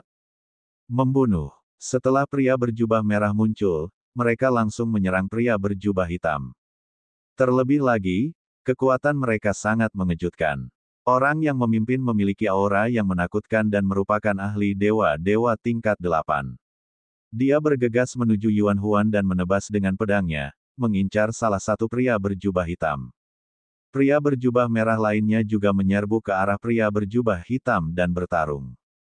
Apa yang terjadi? Lu Ming, Lan Sang, dan yang lainnya sedikit bingung. Siapa yang mengirim orang-orang berjubah merah ini untuk membantu mereka? Di seluruh dinasti suci yang sangat hampa, tidak banyak kekuatan yang mampu mengirimkan begitu banyak ahli. Lagi pula, Bagaimana dia tahu bahwa Lu Ming dan yang lainnya akan menghadapi penyergapan di sini? Pikiran Lu Ming sedang berpacu, tetapi dia tidak dapat memikirkan alasannya. Namun, mereka tentu tidak akan melewatkan kesempatan bagus seperti itu. Klan pertempuran Kera Hitam melakukan serangan balik dan akhirnya menghentikan orang-orang berjubah hitam itu. Akan tetapi, mereka masih kalah di medan perang. Meskipun pria berjubah merah telah bergabung dengan Yuan Huan, mereka masih hanya 2 orang sementara pihak lain memiliki 3 orang. Yuan Huan dan pria berjubah merah berada dalam posisi yang kurang menguntungkan. Siapa kalian? Kalian mencari kematian karena telah merusak rencana kami. Salah satu pria berjubah hitam berteriak, suaranya dingin. Namun pria berjubah merah itu tidak bersuara dan menyerang dengan sekuat tenaga. Cincin alam semesta. Tiba-tiba, suara dingin terdengar dari atas langit berbintang. Kemudian, cahaya keemasan bersinar terang. Sebuah kalung kuning keemasan tiba-tiba terbang keluar, menghantam ke arah dewa berjubah hitam tingkat 8. Ledakan, ledakan, ledakan. Langit berbintang terus meledak. Kalung emas itu begitu kuat sehingga bahkan menembus langit berbintang. Tidak bagus. Ekspresi ketiga pria berjubah hitam itu berubah drastis dan suara mereka bergetar ketakutan. Kemudian, mereka dengan gila-gilaan mundur. Namun, sudah terlambat. Salah satu pria berjubah hitam itu dikelilingi oleh kera emas. Seberapa keras pun ia berusaha, ia tidak bisa keluar. Tidak, dia meraung. Pada saat berikutnya, cincin berlian itu menghantam tubuhnya. Keberadaan mengerikan di tingkat ke-8 Dewa Surgawi ini langsung meledak dan berubah menjadi abu. Seorang pembangkit tenaga listrik Dewa Surgawi tingkat 8 tewas begitu saja. Lu Ming dan kelompoknya tercengang. Pada saat berikutnya, mereka menemukan bahwa ada sosok yang muncul di langit berbintang. Sosok itu juga diselimuti kabut tebal, dan penampakan mereka tidak dapat dilihat dengan jelas. Tampaknya orang-orang yang tampil hari ini tidak bersedia menunjukkan wajah aslinya. Namun, sosok itu mungil dan tampaknya adalah seorang wanita. Dia berteriak pelan dan mengendalikan gelang berlian itu, menghantamkannya ke arah eksistensi Dewa Surgawi tingkat ke-8 yang kedua. Kedua Dewa Langit tingkat 8 berjubah hitam itu mundur dengan panik, tidak berani melawan sama sekali. Karena mereka sudah merasakan bahwa orang yang muncul di akhir terlalu menakutkan. Dia melampaui dewa tingkat 8 dan kemungkinan besar adalah eksistensi dewa tingkat 9. Di alam dewa surgawi, perbedaan satu tingkat bagaikan perbedaan antara langit dan bumi, dan itu merupakan pembunuhan instan. Dewa tingkat 9 bukanlah sesuatu yang dapat mereka lawan. Mereka hanya bisa mundur. Kalian buat mereka sibuk, aku akan membunuh mereka. Sosok yang muncul dari belakang berbicara. Suaranya jelas dan merdu, dan jelas itu adalah seorang wanita. Pada saat ini, Yuan Huan dan orang-orang berjubah merah akhirnya bereaksi dan menyerang ke arah pihak lain, mencoba menjeratnya. Kaisar Naga Abadi Chapter 3507 Bahasa Indonesia. Bab 3507, Spekulasi Pedagang Biru. Dan wanita itu mengendalikan cincin berlian dan menyerang lagi seorang dewa berjubah hitam tingkat 8. Pria berjubah hitam itu mundur dengan panik, tetapi kecepatan cincin berlian itu sangat mencengangkan. Cincin itu berubah menjadi cahaya keemasan dan langsung menyusul pria itu. Lelaki itu meraung dan mengerahkan segenap tenaganya untuk melontarkan cahaya pedang. Pedang ini sangat menakjubkan. Planet manapun akan hancur oleh pedang ini. Langit berbintang terbelah, dan retakan hitam pekat pun muncul. Dentang. Pada akhirnya, pedang itu mengenai cincin berlian. Cahaya pedang bergetar hebat dan meledak. Bahkan pedang tempur di tangan pria berjubah hitam itu meledak. Cincin berlian itu tidak berhenti, membawa kekuatan yang tak terbatas saat membombardir pria berjubah hitam itu. Pria berjubah hitam itu bahkan tidak punya waktu untuk berteriak sebelum dia berubah menjadi abu. Dalam waktu yang singkat, dua dewa langit ke-8 terbunuh berturut-turut. Adegan ini benar-benar menggemparkan. Ini adalah dewa tingkat ke-8. Di dinasti suci kekosongan besar, dia jelas merupakan ahli tingkat atas. Perlu diketahui bahwa beberapa raja surgawi yang lebih lemah di rumah raja surgawi hanya berada di dewa tingkat ke-7. Mereka semua berada di level yang sama dengan Raja Surgawi. Namun, mereka dibunuh satu per satu. Tinggal satu ahli dewa-dewa tahap ke-8 yang tersisa. Orang ini sangat ketakutan dan mundur dengan panik, ingin melarikan diri. Namun, Yuan Huan dan pria berjubah merah itu terus mengejar. Mereka terus melancarkan serangan dan menjerat pria itu, mencegahnya mengaktifkan susunan teleportasi untuk melarikan diri. Pada saat ini, wanita di atas mengendalikan cincin berlian dan tiba. Siapa kau? Aku katakan padamu, aku anak buah yang mulia kaisar yang bijak. Beraninya kau membunuh kami. Ini adalah kejahatan besar yang akan mengakibatkan eksekusi seluruh klanmu. Pria berjubah hitam itu meraung. Awalnya, dia tidak mau mengungkapkan identitasnya karena atasannya telah memerintahkannya untuk tidak melakukannya. Namun, dia tidak peduli dengan hidup dan matinya sekarang. Dia hanya bisa menggunakan kaisar suci yang sangat hampa sebagai pencegah. Sayangnya, apakah itu Yuan Huan, pria berjubah merah, atau wanita di atas, tidak ada satupun dari mereka yang ragu-ragu atau menghentikan serangan mereka. Kalian semua memalukan. Orang terakhir yang merupakan dewa tingkat ke-8 berjubah hitam itu hanya sempat mengeluarkan raungan keras karena tidak mau sebelum dihancurkan oleh cincin berlian dan langsung terbunuh. Pada titik ini, 3 orang dewa hitam berjubah dewa tingkat 8 semuanya terbunuh. Adapun orang-orang berjubah hitam yang tersisa, mereka hampir mati ketakutan. Mereka dengan panik mencoba melarikan diri, tetapi mereka ditahan oleh Yuan Chong, klan pertempuran kera hitam, dan orang-orang berjubah merah lainnya. Pada saat itu, Yuan Huan dan yang lainnya menyerbu. Kalian semua memalukan. Pria berjubah hitam itu meraung dan melawan dengan gila-gilaan, tetapi hasilnya sudah diputuskan. Tak lama kemudian, semua pria berjubah hitam terbunuh. Tak seorang pun yang tersisa. Semua orang, terima kasih atas bantuan Anda. Saya ingin tahu siapa yang mengirim Anda sehingga saya dapat mengunjungi Anda secara langsung di masa mendatang untuk mengucapkan terima kasih. Lu Ming menangkupkan tinjunya dan membungkuk kepada pria berjubah merah dan wanita itu. Tidak, kami hanya tidak ingin orang-orang itu berhasil. Pemimpin para pria berjubah merah itu berkata dengan dingin. Kemudian, dia menatap wanita di langit berbintang itu dengan ekspresi penasaran. Kemudian, sosok mereka melintas dan mereka meninggalkan tempat itu. Kita akan bertemu lagi jika kita ditakdirkan. Wanita di langit berbintang itu berkata. Dia masih diselimuti kabut, jadi penampilannya tidak bisa terlihat dengan jelas. Setelah mengatakan ini, sosoknya berkedip dan dia menghilang tanpa jejak. Kaisar Suci, Lu Ming mengepalkan tangannya erat-erat, tatapannya dingin.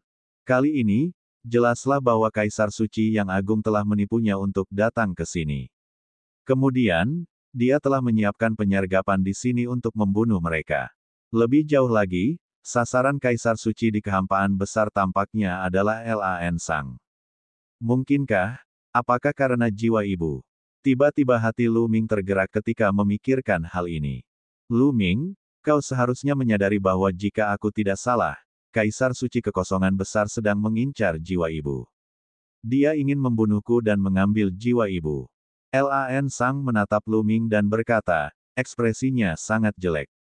Dia juga sudah memikirkan hal ini. Selama ulang tahun Kaisar Suci kekosongan besar, aku menggunakan kekuatan jiwaku untuk memblokir serangan jiwa ahli dari suku penyihir.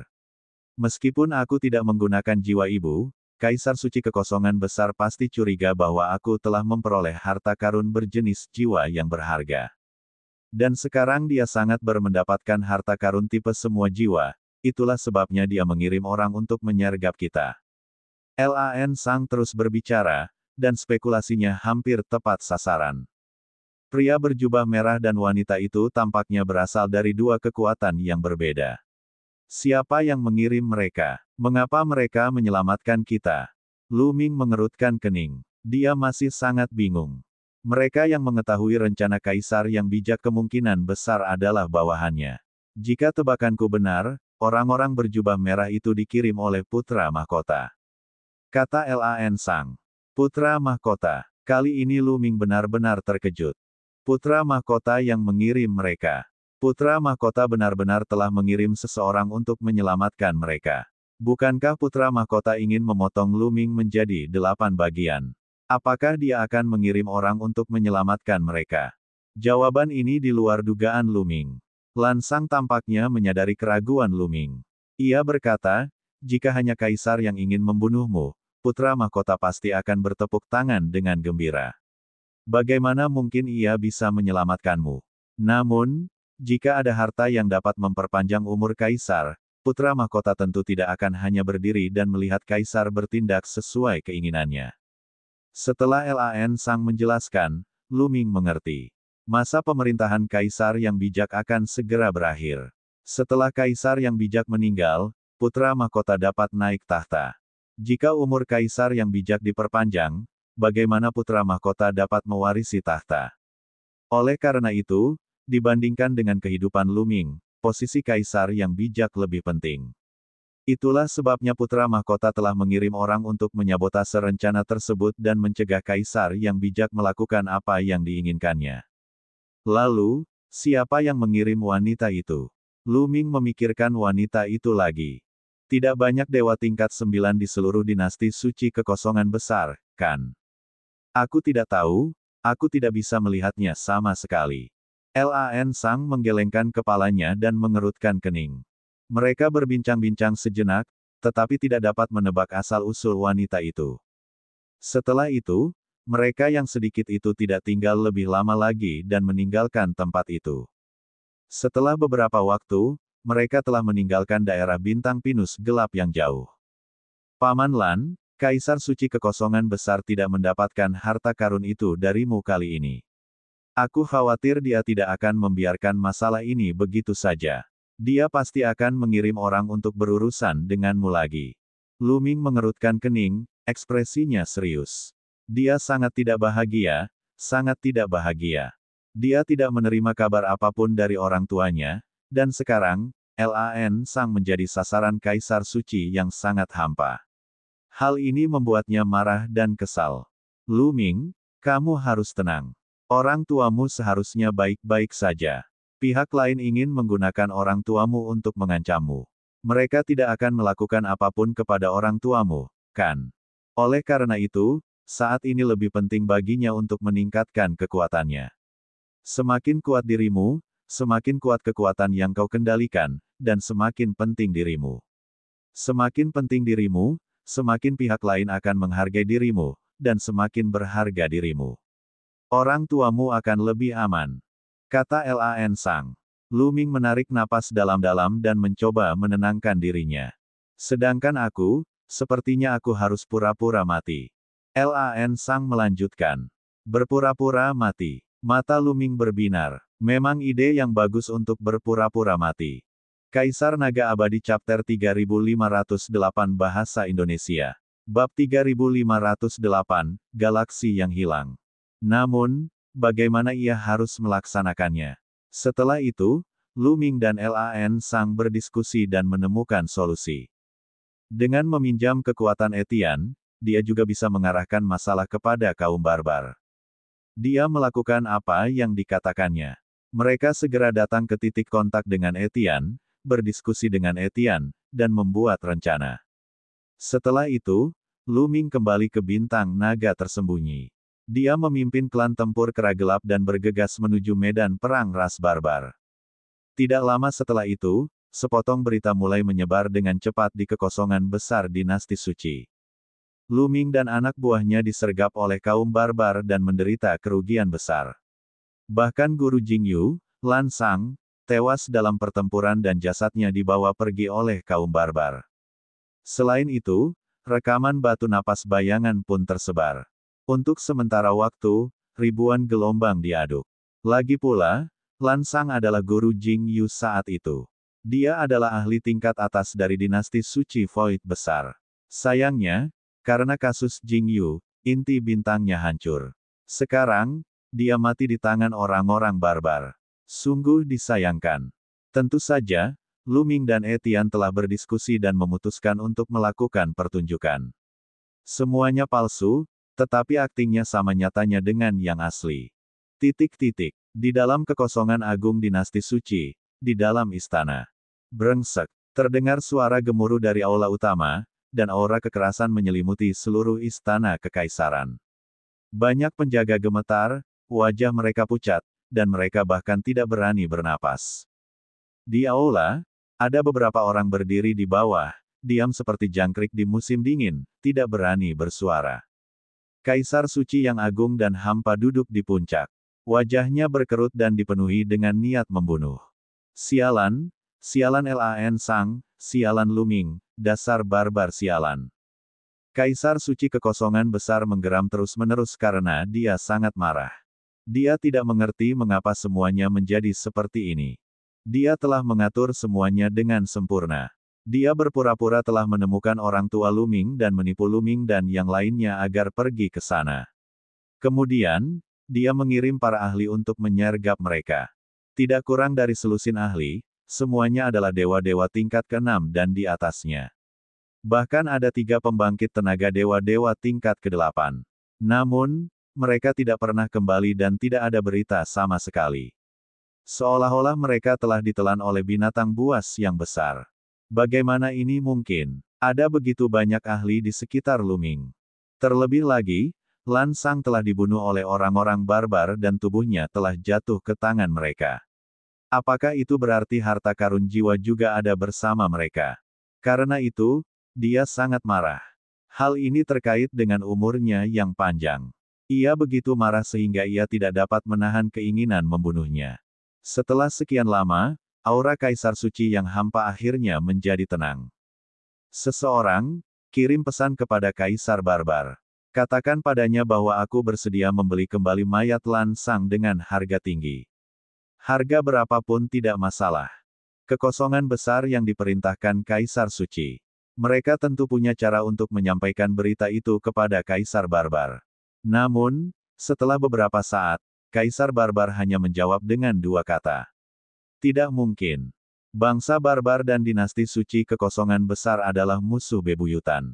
Belum lama ini, selama pesta ulang tahun Kaisar Suci kekosongan besar, kedua belah pihak bahkan bertarung. Bagaimana bisa Kaisar Barbar menyetujui permintaan Kaisar Suci yang sangat hampa itu? Dia bahkan tidak perlu memeriksa atau bertanya. Selama itu bermanfaat bagi Kaisar Suci yang hampa, dia akan langsung menolaknya. Kaisar Barbar, kau mencari kematian. Para prajurit, berikan aku perintah. Kirim pasukan untuk menyerang ras barbar. Aku ingin memusnahkan ras barbar. Pada saat yang sama, kerahkan pasukan Raja Surgawi dan istana penguasa untuk menyerang ras barbar. Kaisar Suci yang sangat hampa menjadi gila dan ingin melancarkan serangan besar-besaran terhadap ras barbar. Mengikuti perintah Kaisar Suci dari Great Void, seluruh dinasti suci Great Void terguncang. Semua orang dari Istana Raja Surgawi dan Istana Markis mengirim para ahli mereka untuk bergabung dengan pasukan. Mereka bergabung dengan pasukan keluarga kerajaan dan menyerang ras barbar. Tentu saja, bangsa barbar tidak takut. Mereka mengerahkan pasukan yang besar untuk melawan dinasti suci yang sangat besar. Pertempuran yang mengerikan telah benar-benar meletus. Di perbatasan antara dinasti suci yang sangat hampa dan ras barbar, terjadi pertempuran besar. Pertempuran itu sangat kacau dan setiap hari, sejumlah besar kultivator kuat tewas. Namun, dinasti suci yang agung hanya sedikit lebih kuat dari ras barbar. Bagaimana bisa begitu mudah untuk memusnahkan ras barbar? Untuk sementara waktu, kedua belah pihak berada dalam jalan buntu, dengan menang dan kalah di kedua belah pihak, dan pertempuran sulit ditentukan. Tentu saja, Luming memimpin klan pertempuran kera hitam untuk melawan ras barbar. Tentu saja, dia hanya berpura-pura. Setelah beberapa pertempuran, dia membawa anak buahnya kembali ke bintang naga yang tersembunyi agar klan pertempuran kera dunia bawah dapat berkultivasi dengan damai. Begitu saja, 10 tahun berikutnya berlalu. Dalam 10 tahun terakhir, dinasti suci yang agung dan ras barbar masih berperang. Namun, mereka tidak segila sebelumnya. Kedua belah pihak saling serang dan menemui jalan buntu. Kadang-kadang, mereka akan terlibat dalam pertempuran besar. Pada saat ini, Luming menerima kabar baik. Etienne telah mengirim seseorang untuk menyampaikannya kepadanya. Dia akhirnya menemukan keberadaan Qiu Yue. Lebih dari 100 tahun yang lalu, seseorang menemukan jejak Qiu Yue di utara ras barbar.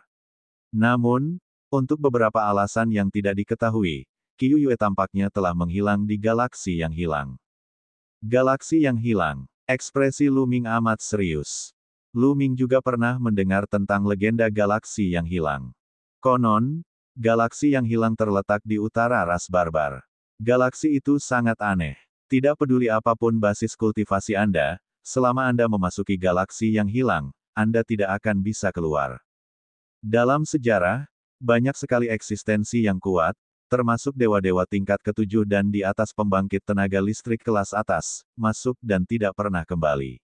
Tidak ada satu orang pun yang bisa keluar. Apa yang terjadi? Mengapa Qiu Yue memasuki galaksi yang hilang?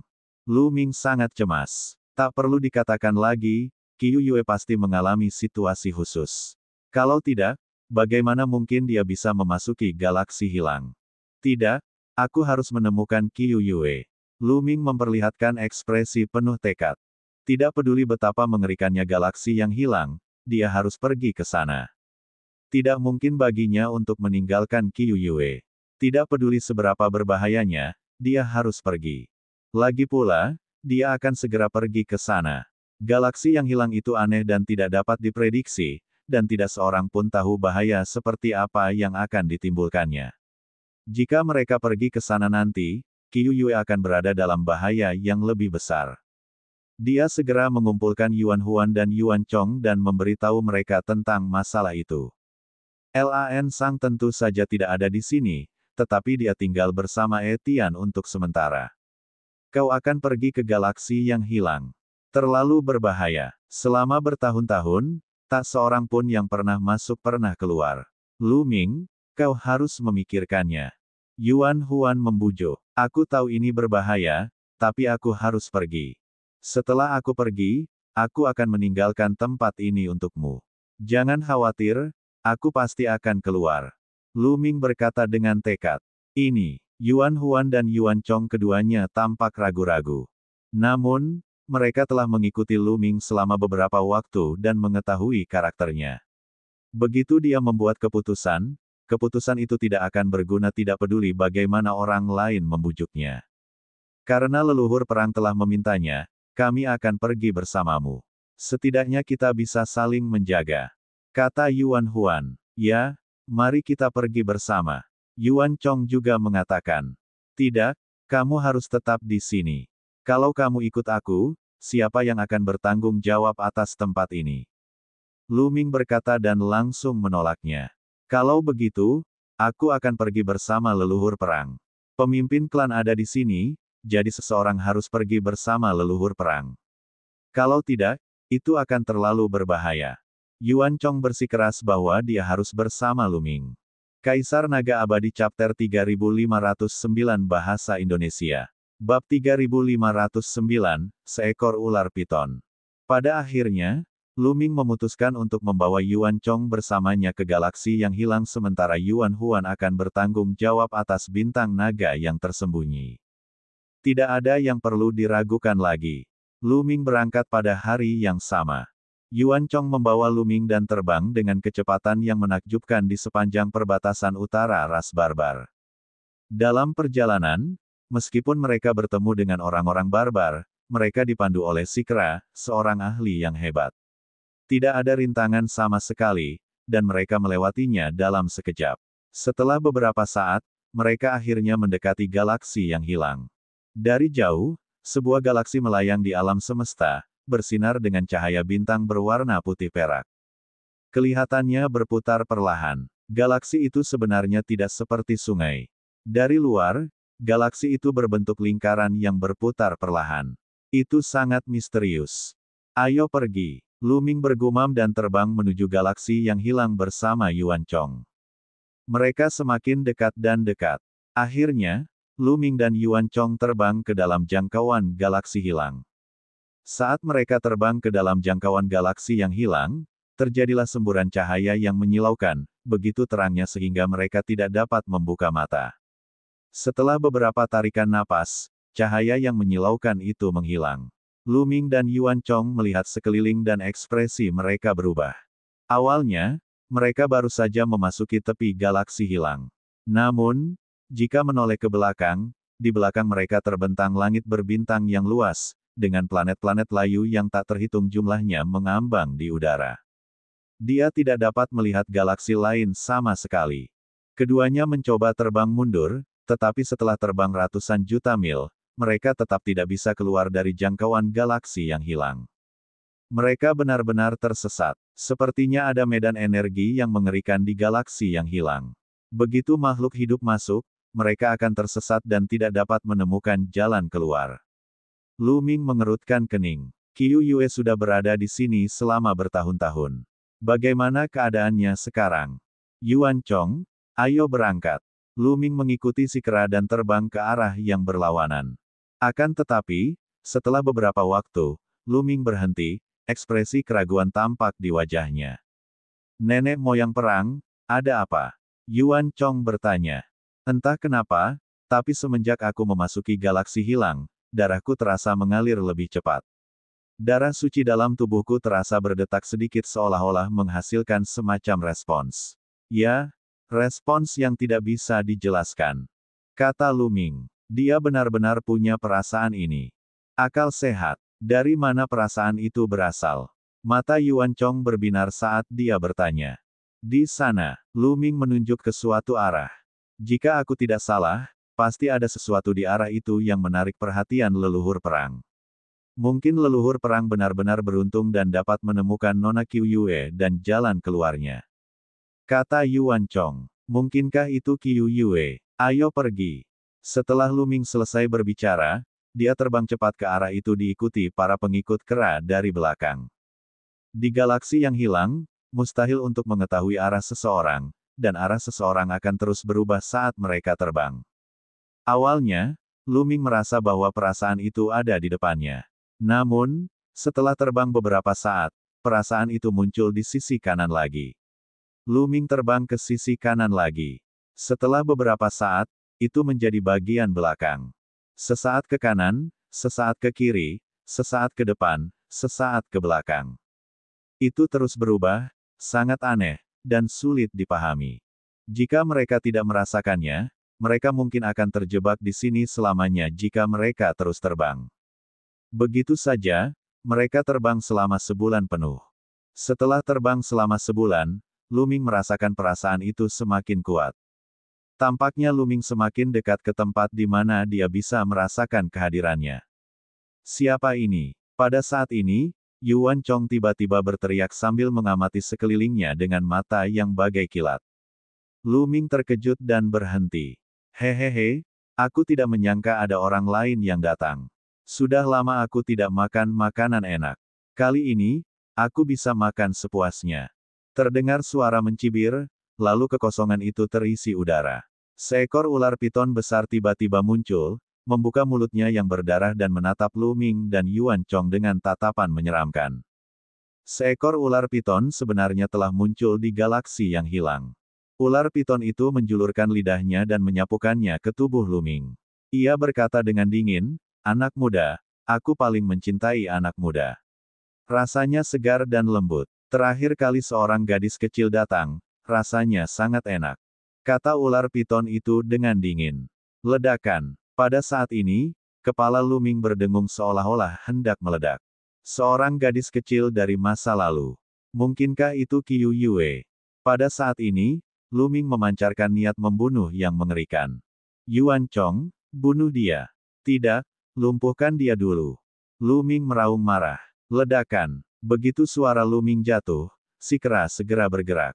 Dengan tangan besar, telapak tangan besar mencengkeram ular piton itu. Dewa tingkat ketujuh. Ah! Sialan. Ular piton itu meraung ketakutan. Ia memutar tubuhnya yang besar dan berbalik untuk melarikan diri. Dia memiliki kultivasi dewa-dewa tingkat kelima, 2 tingkat lebih rendah dari Yuan Chong. Saat dia mengetahui kultivasi Yuan Chong, dia tidak berani tinggal diam sama sekali. Namun, ada perbedaan 2 tingkat kultivasi. Bagaimana mungkin dia bisa lolos? Kera itu mencengkeram dengan tangannya yang besar, menutupi langit dan bintang-bintang dalam radius puluhan juta mil. Kemudian, ia mencengkeram piton. Ular piton itu melawan dengan keras, tetapi Yuan Chong meremasnya dengan kuat. Ular piton itu menjerit kesakitan, dan banyak sekali tulang di tubuhnya yang patah. Kau benar-benar memakan seorang wanita muda. Lu Ming bertanya dengan mata merah. Tidak, tidak, aku berbohong padamu. Aku memang melihat seorang wanita muda, tetapi dia kabur sebelum aku bisa melakukan apapun. Aku bersumpah demi esensi hidupku bahwa aku benar-benar tidak memakannya. Tolong selamatkan nyawaku. Ular piton itu menjerit dengan suara yang menyedihkan. Lu Ming segera menghela napas lega. Karena pihak lain berani bersumpah demi sumber kehidupannya, kemungkinan besar itu benar. Seperti apa rupa wanita yang Anda sebutkan? Lu Ming bertanya. Dia sangat cantik, seperti peri. Ular piton segera menjelaskan situasinya. Itu benar-benar Qiu Yue. Mata Lu Ming berbinar. Saat pihak lain menggambarkannya, dia tahu bahwa dia memang Qiu Yue. Kultivasimu berada di tahap kelima alam dewa surgawi, bagaimana mungkin kau membiarkan pihak lain lolos? Sebaiknya kau tidak berbohong padaku. Lu Ming berkata dengan dingin. Benar, saat itu aku benar-benar ingin bertindak, tetapi ada seorang ahli di samping gadis itu, jadi aku tidak berani bertindak. Kata ular piton. Seorang ahli. Lu Ming mengerutkan kening dan bertanya lagi, lalu, apakah kamu tahu kemana wanita itu pergi? Aku tidak tahu. Aku benar-benar tidak tahu apa yang terjadi setelah itu. Tolong ampuni aku. Aku telah terperangkap di galaksi hilang selama setahun. Sungguh menyedihkan. Tolong kasihanilah aku. Ular piton itu berteriak dengan sedih, dan air mata benar-benar mengalir dari matanya, membuatnya tampak menyedihkan. Kalau begitu kau tidak ada nilainya. Yuan Chong, bunuh dia. Lu Ming berkata dengan acuh tak acuh. Tidak, tidak, tunggu dulu. Oh benar, aku ingat sekarang. Mendengar Lu Ming ingin membunuhnya, ular piton itu begitu ketakutan hingga hampir mundur dan menjerit tajam. Berbicara, Lu Ming berkata dengan dingin. Mereka mungkin telah pergi ke area inti. Makhluk yang memasuki galaksi hilang tidak akan pernah bisa keluar, dan mereka semua akan pergi ke area inti pada akhirnya. Ular piton itu buru-buru menjelaskan. Kaisar Naga Abadi Chapter 3510 Bahasa Indonesia. Bab 3510, Planet Inti. Daerah Inti. Lu Ming dan pengikut kera merasa penasaran. Benar, area inti dari galaksi yang hilang. Itu adalah sebuah planet. Anda seharusnya dapat melihat bahwa tidak ada ki surgawi dimanapun di galaksi yang hilang. Itu sunyi senyap. Hanya planet di inti yang memiliki ki surgawi. Itulah sebabnya semua makhluk hidup di planet yang hilang pada akhirnya akan pergi ke area inti.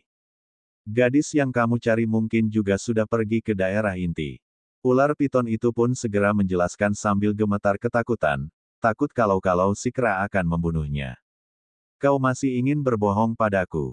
Sulit untuk menemukan arah di galaksi hilang, jadi bagaimana makhluk lain bisa menemukan area inti? Wajah Lu Ming dipenuhi dengan niat membunuh. Aku tidak berbohong. Jika kau merasakannya dengan saksama, kau pasti akan dapat merasakan bahwa semua energi di seluruh galaksi hilang berkumpul di satu tempat. Meskipun sangat redup, jika kau merasakannya dengan saksama, kau akan tetap dapat merasakannya. Selama kau mengikuti arah aliran energi, kau akan dapat menemukan planet di intinya. Ular piton itu berteriak ketakutan dan segera menjelaskan. Seketika, Lu Ming dan Yuan Chong merasakannya dengan saksama. Memang, tak lama kemudian, mereka samar-samar dapat merasakan bahwa energi antara langit dan bumi memang mengalir perlahan dan berkumpul ke satu arah. Namun, jangkauannya terlalu kecil. Jika seseorang tidak merasakannya dengan saksama, mereka tidak akan dapat merasakannya sama sekali. Sekalipun mereka merasakannya, mereka tidak akan menyangka bahwa energi itu berkumpul menuju area inti. Aliran energi spasial sangat normal. Kau sudah merasakannya, kan? Aku berkata jujur, jika kau ingin pergi ke area inti, aku bisa membawamu bersamaku. Ular piton itu berteriak. Baiklah, mari kita berangkat bersama. Kata Lu Ming. Senang rasanya memiliki seorang kenalan di sisinya. Selain itu, Lu Ming tidak yakin apakah pihak lain mengatakan yang sebenarnya. Seketika itu juga, si kera melepaskan si piton, dan tubuh si piton pun menyusut dengan cepat, berubah menjadi seorang lelaki tua kurus dengan pandangan licik. Namaku Mang Fu. Ular piton itu terkekeh dan memperkenalkan dirinya. Ia lalu menuntun Lu Ming dan yang lainnya ke arah tertentu. Sepanjang jalan, Lu Ming merasakan dengan saksama. Itu memang mengikuti arah aliran energi. Yang mengejutkan Lu Ming adalah bahwa arah aliran energi itu sama dengan arah yang dia rasakan. Dengan kata lain, perasaan itu juga datang dari planet di inti. Begitu saja, mereka terus terbang. Namun, kecepatan mereka tidak terlalu cepat, dan mereka tidak dapat menggunakan kekuatan penuh mereka.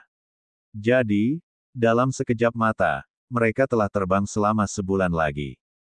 Kita sampai. Tukang perahu itu menampakkan ekspresi gembira sambil melihat ke depan.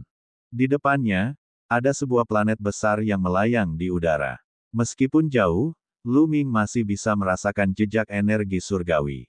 Terlebih lagi, perasaan kuat itu menjadi lebih kuat lagi. Qiu Yue, kamu di sini. Lu Ming menampakkan ekspresi penuh harapan. Mereka bertiga terbang menuju planet itu.